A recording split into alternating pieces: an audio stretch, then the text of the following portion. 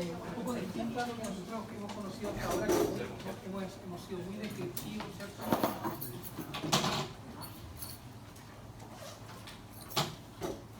Y elocuente en lo que intentamos transferirle, porque son muchas palabras, son muchos conceptos, son muchos términos que nosotros queremos que ustedes los manejen y los aprendan de manera además rápida y consistente y que perduren el tiempo.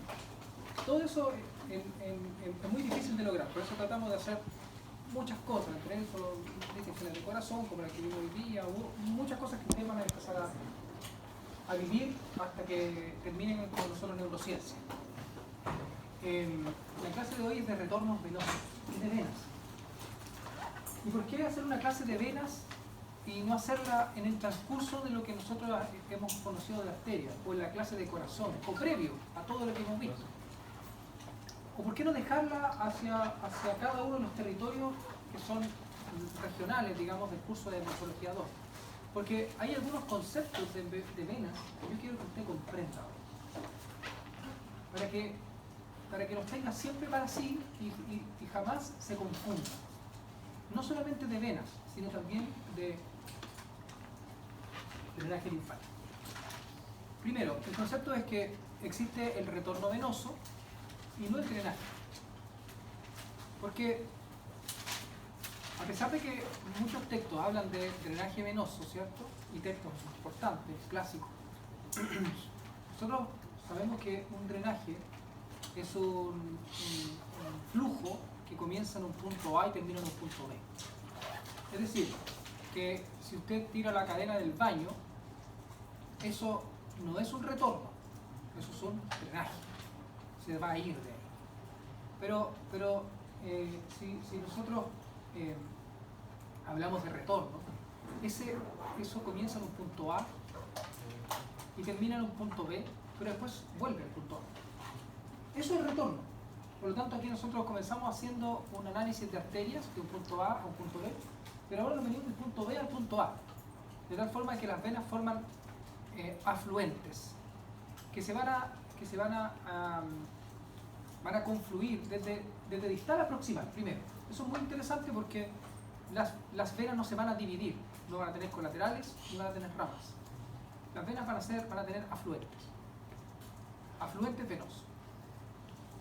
De tal forma de que cuando hacemos la descripción desde distal a proximal, comenzamos haciéndolo desde la punta de los dedos. Estos plexos que nosotros hablábamos como plexos subunguiales o subundiales, dependiendo si es mano o pie. Y después lo llevamos hacia el territorio central que va a ser el corazón.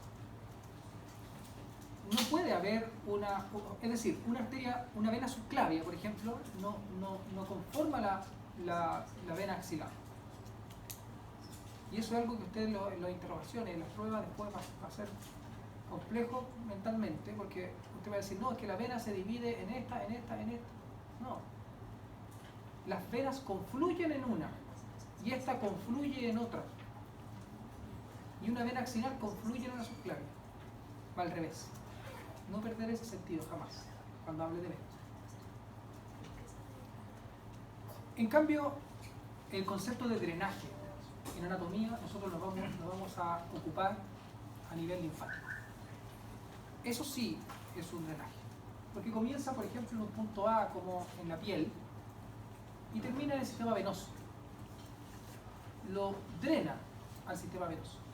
Y en el sistema venoso hará el mismo recorrido que hace el territorio de las venas. Pero en su sistema linfático comenzó en un punto, que puede ser la piel, o una articulación, o una cadera linfática que se ubica a nivel de venas del cuello, o a nivel de la vena poplitea, y que este conjunto de linfonodos va a llevar a través de vasos linfáticos o un contenido linfático que lo va a drenar finalmente a un punto del sistema venoso. Es decir, que el sistema venoso y el sistema linfático son uno. Y se pueden evidenciar, se pueden ver. Otro concepto importante es que el sistema linfático y el retorno venoso son tremendamente importantes en la difusión de procesos infecciosos, pero Cuando hablamos de proceso infeccioso, imaginemos lo siguiente. No es solamente que por las venas, por ejemplo, se puede extender una infección, sino que lo más relevante es que se puede difundir cualquier cosa. Un tumor, por ejemplo, o células neoplásicas van a ser diseminadas por vía venosa, por ejemplo, que nosotros llamamos vía hemática o hematógena, pero no son las arterias, son las venas. Son las venas las que hacen que un territorio sea retornado y finalmente una célula neoplásica sea puesta en otra parte y un tumor sea una metástasis de otro. O se va a hacer por vía linfática, que es peor. ¿Por qué? Porque los linfonodos es una red enorme y esa red ni siquiera se puede medir, no se puede saber exactamente para dónde va. Existen algunos rastros. Nosotros vamos a decir, mire, estos linfonodos van a ciertas regiones, pero otras veces son hasta cruzados. O sea, los linfonodos pectorales van a terminar en los linfonodos que son mediastínicos, bronquiales o traqueobronquiales del lado contralateral. Y del mismo lado hacia los linfonodos de la axila. O sea, va a ir para todos lados. Entonces, el drenaje linfático también ayuda, y lamentablemente, a diseminar procesos neoplásicos. Y eso es importante porque la clasificación de las neoplasias está en relación al sistema linfático. O sea, la gravedad, la clasificación TNF, es en relación si hay o no hay linfonodos regionales o periféricos afectados. Y de acuerdo a eso uno va diciendo esto está más complejo. Si ves cadena linfática alrededor de un tumor de mama y ves los linfonodos axilares infartados, se imaginarán ustedes que el tumor no está solamente en la mama. Y irá usted a hacer un estudio para ver dónde hay otros tumores, porque ya los linfonodos están afectados. Se entiende que el contexto de los linfonodos es muy importante en medicina. ¿Por qué les digo esto y me detengo a hablar de esto sin diapositiva? Porque los linfonodos son difíciles de ver en la anatomía. Muy difíciles de ver. ¿Por qué? Porque se confunden con el resto de los tejidos. Porque los vasos linfáticos son muy pequeños. Igual tenemos disecciones de vasos linfáticos en los cadáveres. Pero son muy pequeños, son verdaderos hilos. Por lo tanto, evidenciarlo es muy difícil. Usted se lo debe imaginar siempre que están presentes. Y se los vamos a normalmente a estar nombrando en anatomía o morfología 2. Pero por mientras usted va a decir, están en todos lados. ¿Cuándo un linfonodo se puede ver realmente? Cuando está infartado, cuando está afectado, cuando está enfermo, cuando está muerto. Y en ese sentido se infarta, se coloca como un poroto duro y uno lo puede disecar y lo puede ver. Y es como una haba pequeña. ¿Cierto? De hecho, esa haba tiene un hilio y tiene un pedículo, o sea, una región donde ingresan estructuras y una región externa donde emergen estructuras. O sea, ahí lo puede ver realmente. Pero si no, disecar un linfonodo sano es muy, muy difícil. ¿Qué se tiene que hacer para disecar? Hacer tinciones linfáticas. Y ahí hacer disección. Por lo tanto, no crea que no existen si no nos ve.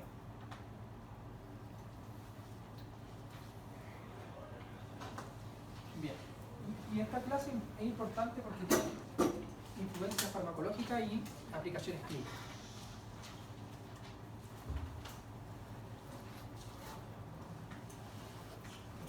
Esto es lo típico esquema de venas que usted puede ver en un cuerpo o en el torso, ¿cierto? Con venas que inmediatamente hay algunas que usted puede homologar. Y esto es el primer concepto que a mí me gustaría tratar.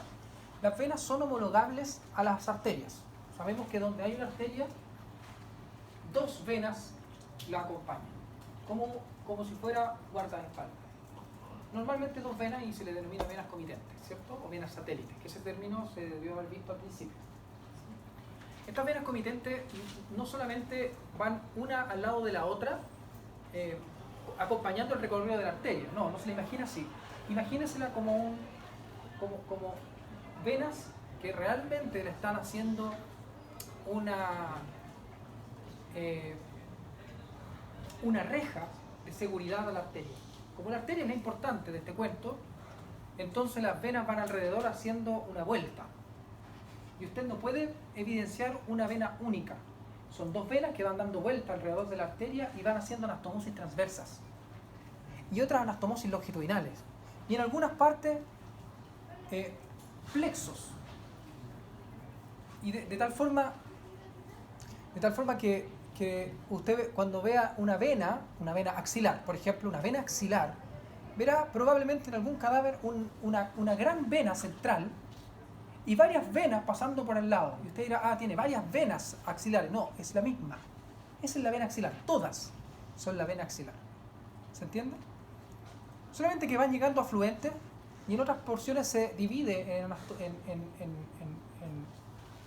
venas que son longitudinales. O en algunas porciones va a haber anastomosis transversa. Eso quiere decir de que ver venas también es difícil. Le digo entonces, le dije que cómo se conforman las venas que se denominan satélites, ¿cierto? O comitentes. De tal forma que si nosotros observamos esto, veremos que las venas que se ven aquí, mire, esas venas que están ahí atrás, son homólogas a una arteria. ¿Qué significa homólogo? Que hay una arteria que tiene el mismo nombre. ¿Cómo se llaman esas venas entonces? ¿Intercostales qué? ¿Existe intercostal interna en anatomía normal? ¿Arteria? No, ¿cómo se llama esa en arteria? División parietal de la aorta torácica. Usted ya estudió eso. Usted se va de vacaciones, ahora tiene todo estudiado ya. ¿Cómo se llama la arteria homóloga? Es que si no, no me va a entender lo que yo le voy a querer decir. ¿Arteria qué?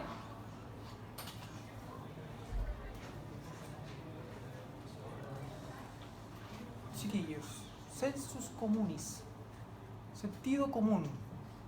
¿Cómo se llama esa arteria? En este caso, vena.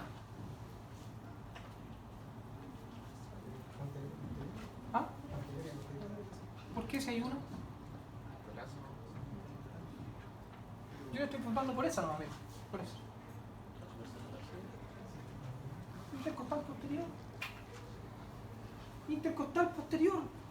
La única arteria división de la aorta torácica que es parietal, intercostal posterior. Fácil.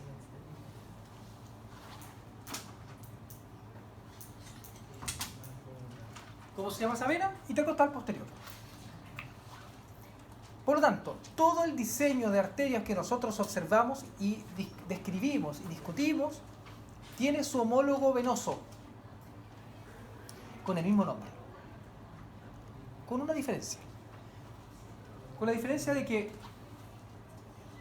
todas las venas que mantienen el mismo nombre que su arteria conforman el sistema venoso profundo.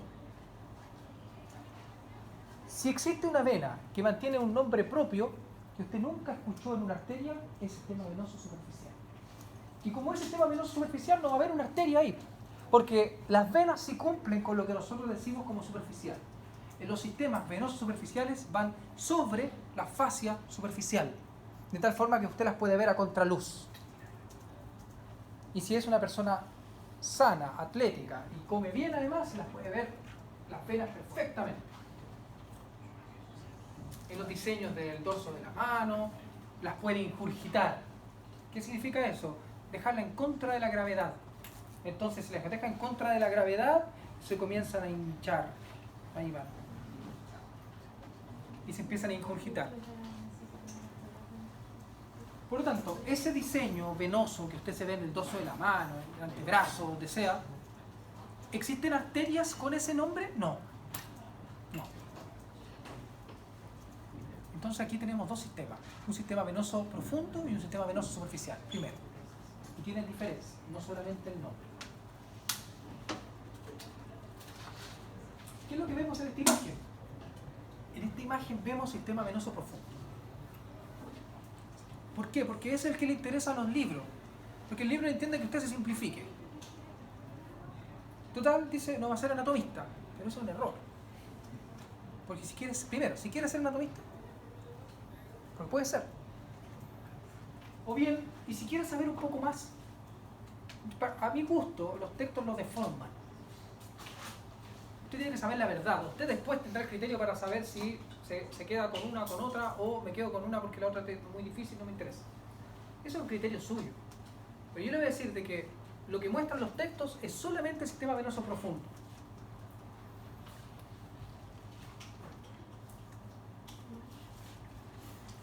Las principales venas, usted las conoce porque en teoría las vimos en los grandes vasos, ¿cierto? El concepto de vena lleva sangre disminuida en oxígeno y rica en dióxido de carbono, excepto las venas pulmonares, concepto que usted lo maneja. Conductos encargados de llevar la sangre al corazón se originan por la unión de los capilares, o ahí comienza. Las paredes de la vena están formadas por 3 capas, o 3 túnicas, que son endotelial, muscular y la externa. Pero aquí miren, me interesa más esta. La adventicia, o la capa externa de las venas, es la más robusta, se lo dijo el profesor Avanza, ¿cierto? Y pueden conformar el 50 o el 60% de toda la pared. O sea, casi son pura adventicia. Pero si la mayoría de ustedes, 2/3 de aquí, dio su, o a lo mejor todo, su disección de corazón. Y vio cuál es la diferencia entre una aorta y una vena cava superior. La vena cava superior colapsable, azul, distinta, azul, de verdad que era azul, extensible. O sea, si usted le metía adentro una pinza y la abría, se abría. Pero si hace eso con una aorta, no. ¿Por qué? No, es que la aorta es casi puro músculo. Por lo tanto, cuando un estudiante, por ahí, da igual quién fue, me confundió una aorta con una cava superior, pero ni siquiera está en la misma parte, ya, pero por último la puede confundir. Pero cuando la ve en un corazón real, no la puede confundir, pero si las arterias son... Usted podría decir una confusión entre un tronco pulmonar y una aorta, pero no con una cava. Si las cavas son colapsables totalmente.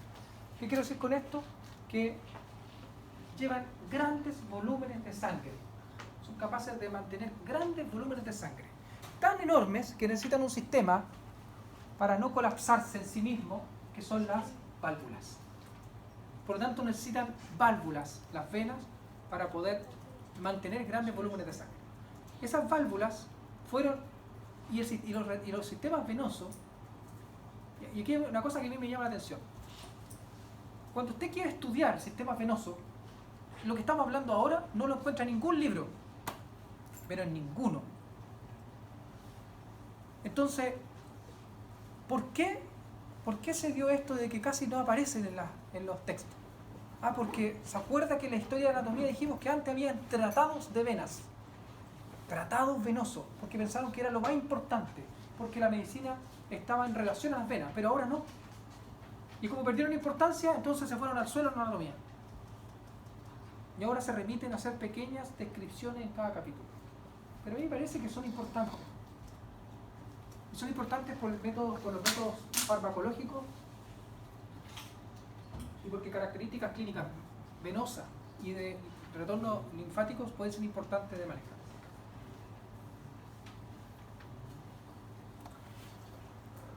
Bueno, el concepto de venas pulmonares, vena cava superior, etcétera, son cosas que ustedes las manejan, las hemos visto. Yo no me voy a perder acá, voy a intentar llegar a retornos venosos superficiales. Cómo se conforma la vena cava inferior y luego la vena porta, pero miren, no se preocupe de esto después lo va a leer usted.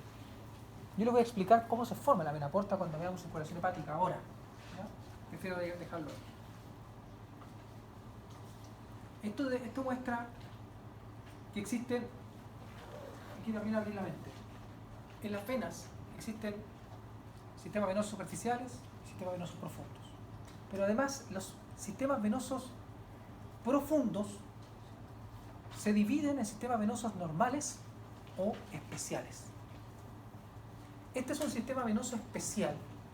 ¿Por qué especial? Porque su diseño hace de que a nivel farmacológico pueda actuar de una manera distinta a las arterias. O que nos podamos aprovechar de alguna de sus condiciones para poder, por ejemplo, hacer o inocular fármacos. Porque dada el retorno venoso hemorroidal que se produce a nivel del recto y el canal anal, podemos aprovecharnos para poder colocar un fármaco en el canal anal a través de un supositorio y hacer de que sea tomada por las venas hemorroidales y que sea llevada vía vena mesentérica inferior para que finalmente sea tomada por la circulación portal. Está perfecto, pero mire, lo que lleva de retorno venoso la vena mesentérica inferior es el extremo más, o la porción más superior. La porción más inferior está a cargo de sistemas ilíacos, de venas ilíacas. Si yo tomo un fármaco aquí, va a ir a circulación portal. ¿Y sabe lo que es una circulación portal? Que capilariza 2 veces. Que capilarice 2 veces significa que entrega 2 veces. Y cada vez que entrega, usted, primero, destruye parte del medicamento y cuando llega al hígado, se lo revisan, destruyen, toman una porción y lo mandan a un laboratorio dentro del hígado. Otra porción la destruyen porque lo encuentran que no es parte de lo que usted debiera mantener en el cuerpo y usted tiene una eficiencia del fármaco del 40 o el 48% del fármaco. Eso es vía enteral. Por lo tanto, un fármaco vía oral hará su acción, ¿la tendrá rápida? No. ¿Cuánto se demora? 1 hora y media. Y el volumen circulante va a ser bajo. Pero si usted el fármaco lo colocó a nivel rectal, entonces esto va a tomar el sistema ilíaco. Y eso va a llegar directo al corazón. Y se va a distribuir directo. Entonces usted tiene una eficiencia del fármaco del 100%. ¿En cuánto tiempo? En 5 minutos. A eso le llamamos nosotros un sistema venoso especial. Este es un ejemplo. Pero el sistema venoso especial puede ser, por ejemplo, el sistema ácigos. Usted no ha escuchado una arteria ácigos. Por lo tanto, son especiales, pero no son superficiales. Yo le dije que las superficiales tenían nombres distintos, ¿cierto? No, esta es profunda y tiene nombre distinto, excepción. Pero además es especial en sí mismo. Es un sistema de bypass.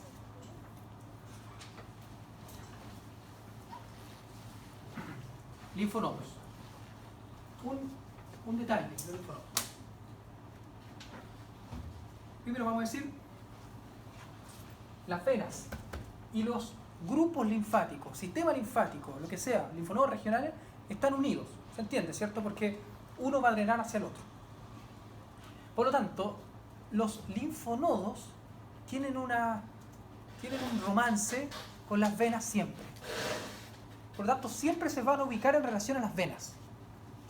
De hecho, los linfonodos que se denominan de primer orden o centinelas van a estar en relación a cavidades que van al medio exterior. Una cavidad oral, por ejemplo, o a nivel de la cavidad o el canal anal, que van a estar hacia el medio exterior, entonces van a tener linfonodos centinelas. Y van a estar en la mucosa o en la submucosa. Y muchos de ellos van a estar ni siquiera encapsulados, van a estar difusos. Y nosotros le vamos a llamar tonsilas, porque van a estar difusas. Porque no van a estar encapsulados como los linfonodos. Perfecto, linfonodos de primer orden. Los linfonodos de segundo orden, en cambio, se ubican en relación a las venas. A venas estratégicas, a venas grandes, a la vena yugular interna. Una cadena linfática a nivel de la vena yugular interna. Cadena linfática a nivel de la vena poplítea. Cadena linfática a nivel de la vena femoral. No a nivel del nervio. No con la arteria. En relación a la vena. ¿Cómo lo vemos acá? En relación a las venas. De hecho, lo que estamos viendo aquí son linfonodos que se agrupan, en este caso traqueobronquiales, o broncopulmonares, linfonodos broncopulmonares, grupos linfáticos de la región mediastínica, que finalmente van a confluir todos en conductos únicos, que se denominan conducto torácico y conducto linfático, uno por el lado derecho y uno por el izquierdo. En el lado izquierdo se denomina conducto torácico. El del lado derecho se denomina conducto linfático. Y ese conducto linfático avanza y termina a nivel de, como se ve aquí, en los ángulos yugulosubclavios de ambos lados. El conducto torácico se va a incluir por posterior en el ángulo yúgulo-subclavio izquierdo. Y el conducto linfático al derecho. Ambos conductos centrales, porque son conductos donde lleva toda la linfa del cuerpo humano, van a llegar a los ángulos yúgulo-subclavios, pero antes van a hacer un bucle hacia el cuello. O sea, avanzan en el cuello y descienden y se incluyen en los ángulos yúgulo-subclavios. Por lo tanto, en una cirugía de cuello, perfectamente se puede lesionar el conducto torácico o el conducto linfático. ¿Y qué obtendríamos? La pérdida del sistema linfático de una gran porción corporal. ¿De qué porción? Bueno, el conducto linfático, lado derecho, se ocupa del miembro superior del mismo lado, el hemicuello del mismo lado, el hombro del mismo lado y parte del tórax del mismo lado. O sea, toda esta estructura es del conducto linfático. En lo restante es del conducto torácico completo. Por lo tanto, el conducto torácico es, en teoría, más importante por su contenido que el conducto linfático. ¿Ya? ¿Qué quiero decir? Que a pesar de que se buscan, están separados entre venas y sistema linfático, pero finalmente todo confluye a los ángulos yúgulo-subclavios de ambos lados. ¿Ya? Y aquí estamos viendo una representación de sistemas venosos que son profundos, que nosotros podríamos intentar ir a decir cuál es cuál, y lo único que tiene que saber usted es arterias. Lo que podría decir cuál es la vena poplitea ahí, cuál es la vena femoral, cuál es la vena tibial anterior, cuál es la vena tibial posterior, cuál es la vena fibular, pero que tiene que estudiar.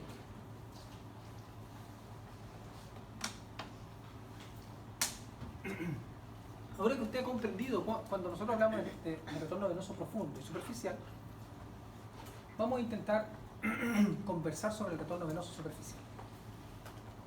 Eso está lo mismo es lo que estábamos analizando, ¿cierto? Retorno venoso del miembro superior.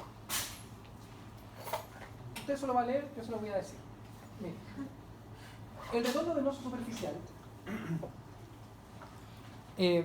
dijimos que se iniciaba en estos plexos pulpejos del dedo y bajo la uña y la periferia de la uña, como plexos venosos, ahora plexos venosos subunguiales o periunguiales, y que van a ser entre 10 y 20 ramitos venosos, de tal forma que sus afluencias van a llevar hacia las venas que se denominan digitales propias, de tal forma que esas venas son superficiales, van por lado y lado de los dedos, para formar finalmente estos arquitos que se denominan venas interdigitales, o también se denominan digitales comunes.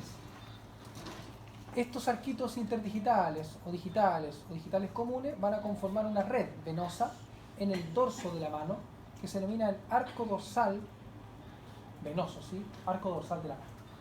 Este arco dorsal de la mano va a estar en compañía o más bien va a mantener la afluencia de una vena que está en relación, la vena más lateral, que va a estar en relación al primer dedo, que se denomina la vena cefálica del pulgar.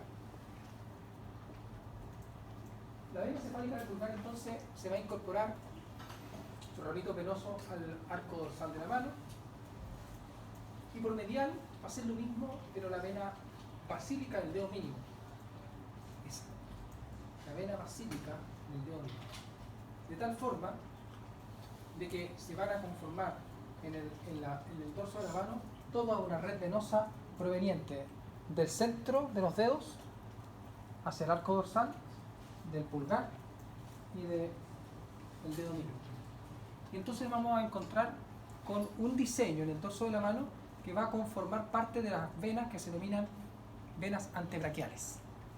Las venas antebraquiales son venas del sistema venoso superficial, dado que no existía una arteria antebraquial. ¿Se da cuenta? Porque ahí el diseño arterial, ¿qué tendríamos en un antebrazo? Una arteria radial, una arteria ulnar, una arteria interósea anterior y una arteria interósea posterior. 4. Ninguna de esas es una arteria antebraquial. Por lo tanto, cuando decimos vena antebraquial, esto es sistema venoso superficial. La pregunta es, cuando yo le estoy diciendo esto, usted no debe dejar de pensar de que las venas profundas siguen estando. O sea que también hay una vena ulnar, radial, interósea, posterior y anterior. ¿Se entiende? Yo estoy haciendo el diseño que usted no maneja, no el que maneja, pero el resto va. Aquí estamos viendo entonces un retorno venoso. Claramente se ha sacado la piel y bajo la piel lo encontramos en el tejido subcutáneo con las venas que estamos diciendo, de tal forma que van sobre la fascia. Esta es la fascia superficial. De tal forma que esto sí es venoso, sí son superficiales. Una vez que se ha conformado este arco que es dorsal,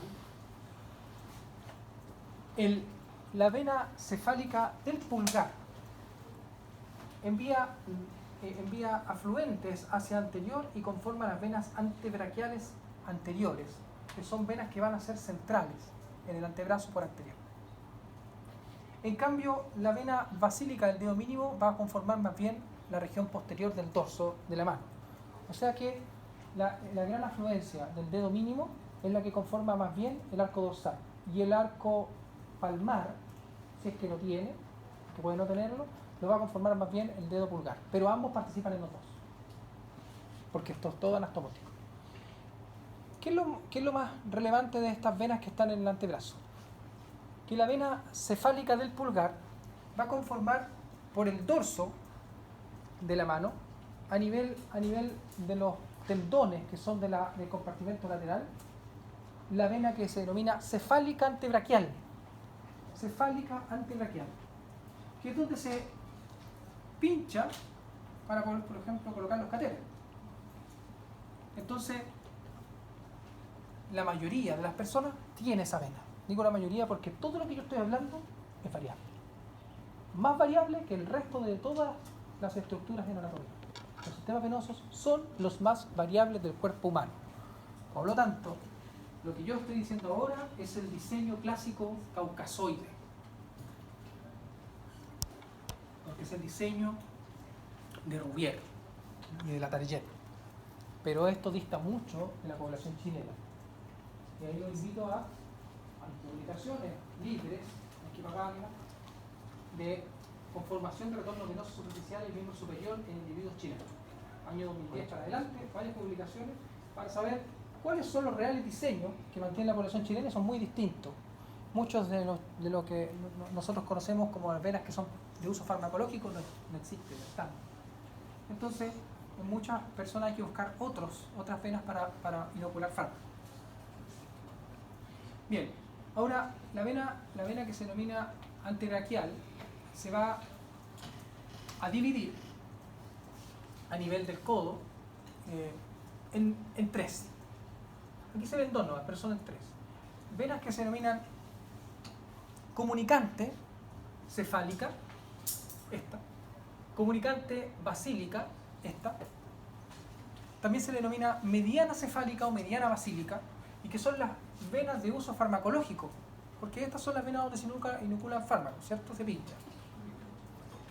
Fíjese que la vena comunicante basílica, además, tiene una característica bien interesante, y es que detrás de ella está la poleurosis bicipital. Por lo tanto, usted va a tener una cama elástica de resistencia para inocular fármacos. Es una mejor vena que la comunicante cefálica para inocular fármacos.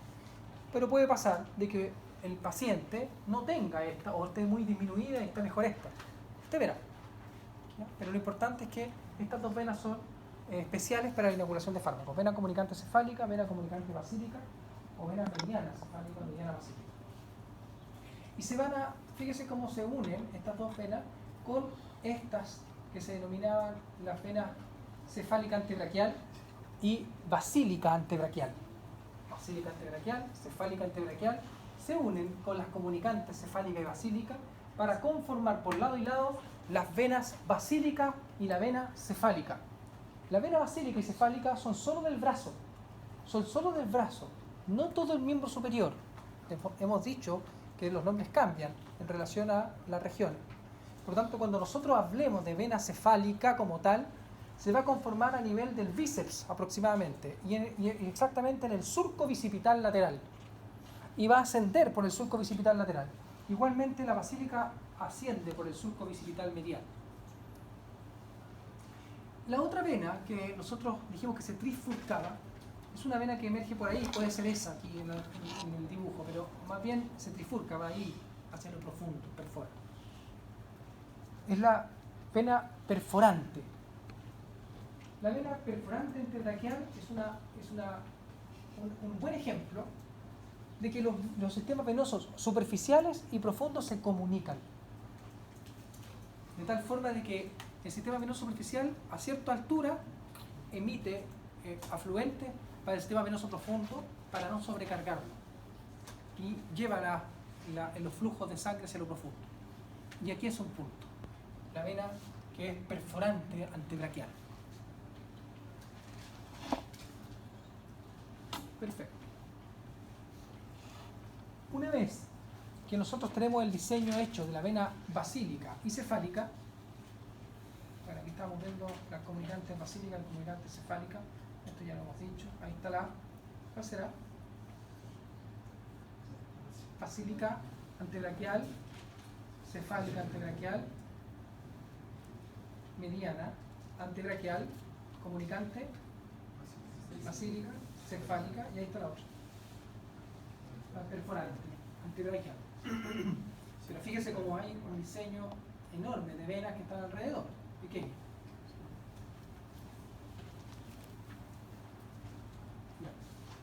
Cuando se ha conformado la vena basílica y cefálica, que lo vemos aquí a nivel del brazo, tendremos que la vena basílica asciende, perfora la fascia a nivel del tercio medio, perfora la fascia superficial y se hace profunda.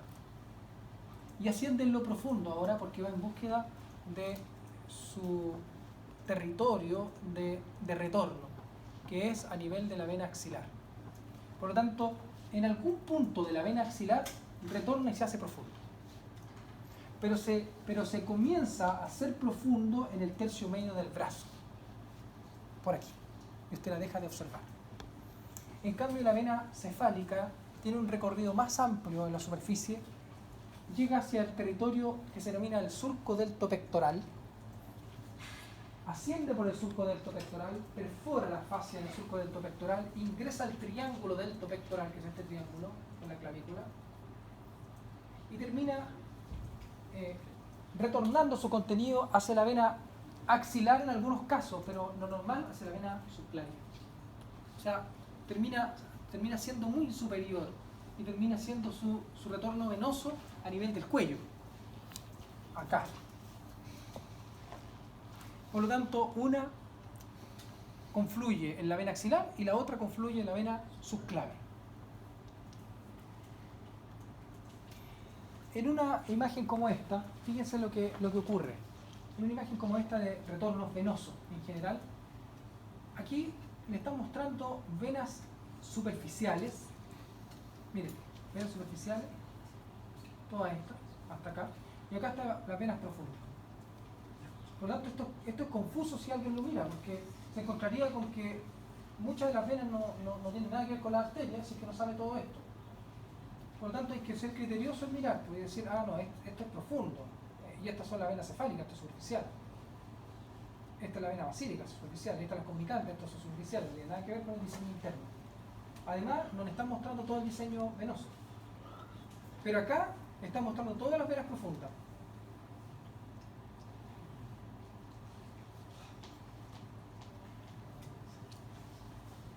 Discúlpenme porque es antiguo, drenaje, el retorno, ¿cierto? Retorno venoso del miembro inferior. El retorno venoso del miembro inferior está a cargo de un conjunto de venas que son importantes porque también comienzan en los pulpejos de los dedos. Pero a diferencia de la mano, tenemos un diseño que es tremendo a nivel de la planta del pie y que se mezcla este plexo venoso de la planta del pie, se mezcla con grasa. Y dado que aquí existe una fascia plantar, ¿cierto?, de colchón detrás de esto, Imagine esto envuelto en grasa y que cuando usted lo comprime, se comprime contra la fascia plantar. Esto es una verdadera bomba. Es una bomba. Se denomina el cojinete adiposo del pie, ¿ya? O cojinete plantar. El cojinete plantar entonces es un conglomerado de venas y grasa, que cada vez que usted da un paso contra el suelo, entonces se comprime y hace que la sangre empiece a fluir nuevamente y ascienda desde una velocidad cero, porque abajo llegó a cero. Por lo tanto, es un súper diseño para el pie. Maravilloso, esto no está en la mano. Y esto es para poder sustentar el déficit a nivel de no existe el factor de gravedad, tampoco está el factor de pulso arterial, tampoco está el factor de masaje muscular, que lo vieron, me imagino, al principio. Todos esos factores están disminuidos, entonces necesito un nuevo diseño estratégico para poder hacer que la sangre suba. Bueno, este cojinete plantar llega o confluye en sus venas hacia el malleolo lateral. ¿Se acuerda que el malleolo lateral tenía un plexo arterial donde se descomponía la arteria fibular y no se podía obtener un pulso arterial, ¿cierto? Pero básicamente lo que yo no les conté es que ese diseño del plexo arterial se produce y se descompone porque aquí le da la importancia a la vena que se produce del plexo plantar o del cojinete plantar, porque esta se ubica por detrás del malleolo lateral. Por detrás del malleolo lateral. Entonces no puede haber una arteria ahí porque el espacio está hecho para este sistema venoso. Entonces se produce una vena importante y esa vena conforma la que se denomina del sistema venoso superficial, safena parva. Conforma la vena safena parva, que va a retornar todo el contenido además de la región posterior de la pantorrilla.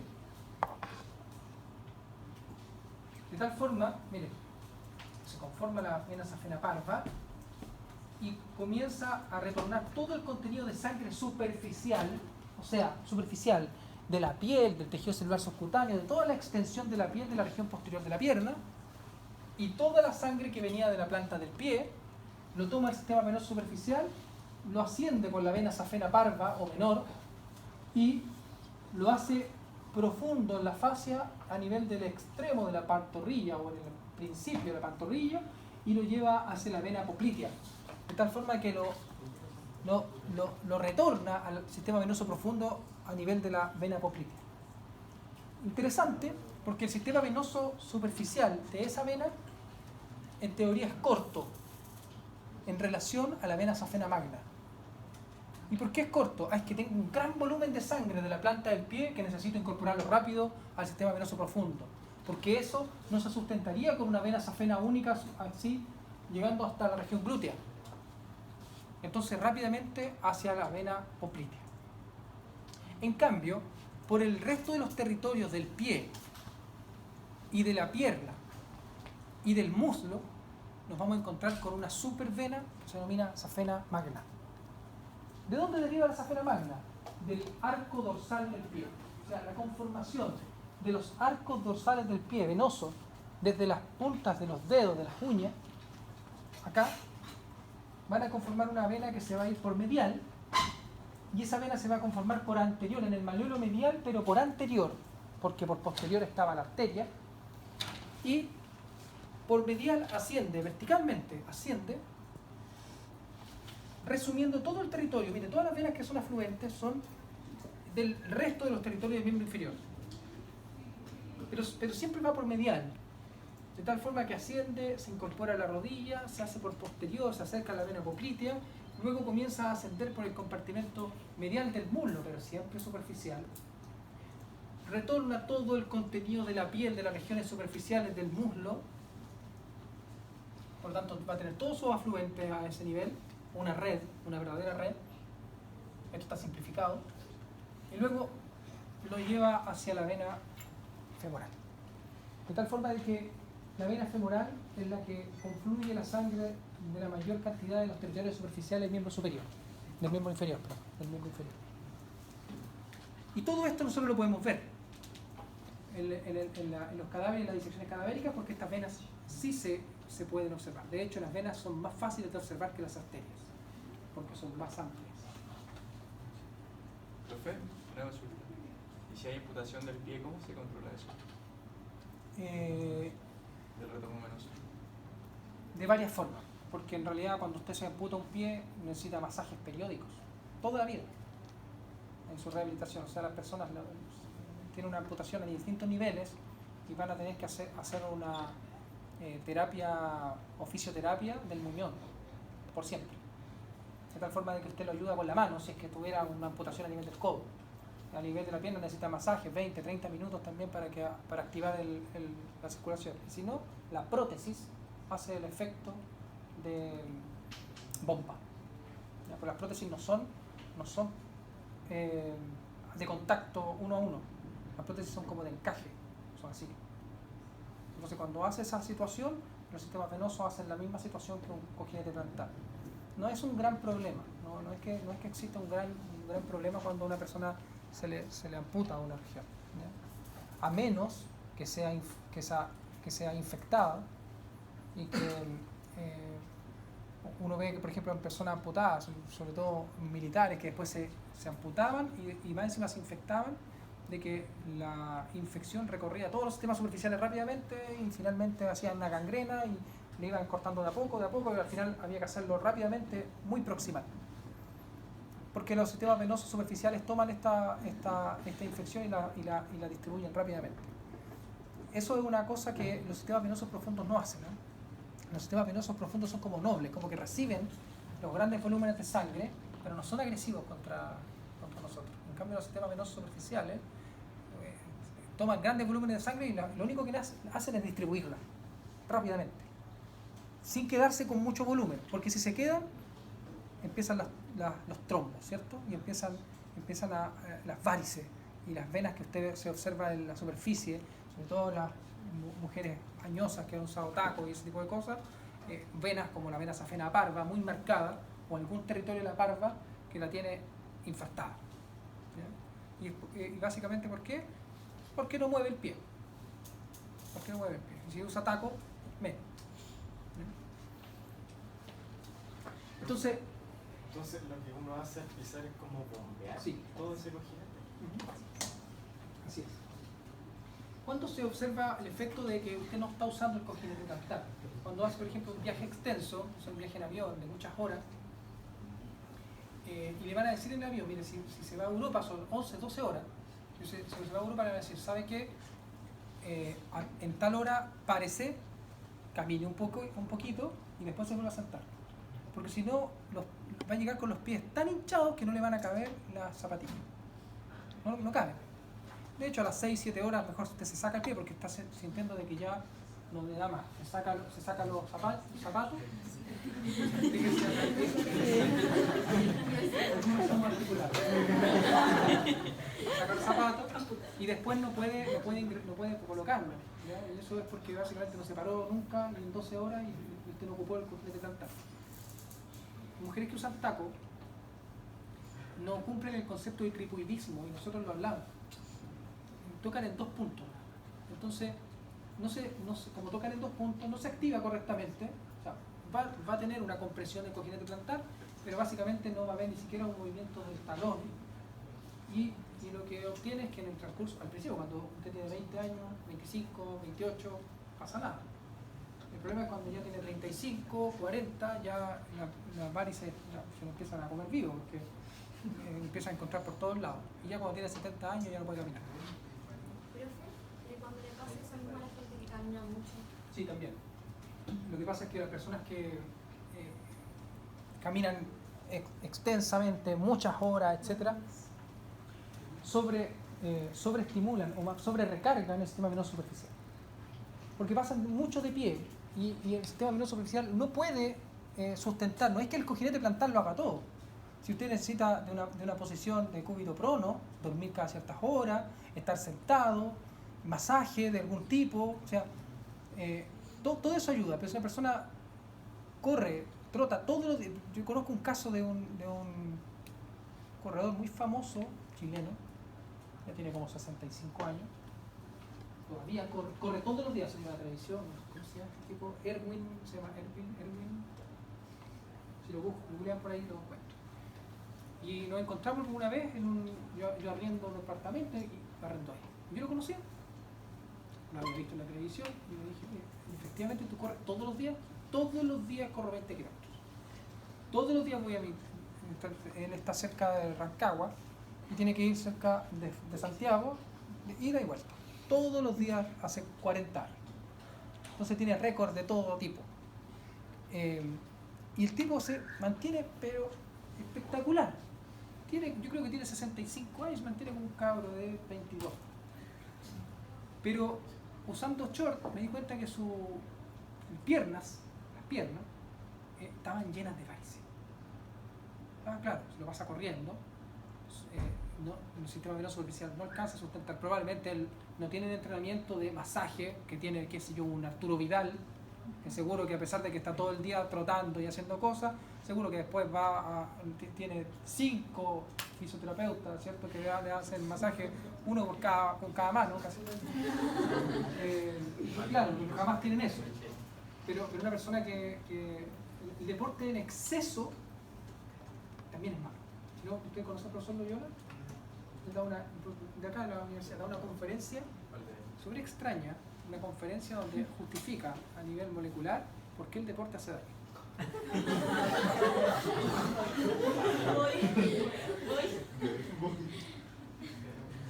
Pero no es que el deporte haga daño, si el deporte es saludable. Lo que pasa es que el exceso y mal hecho también es muy, muy complicado. Profesor, ¿qué pasa con las personas que están hospitalizadas?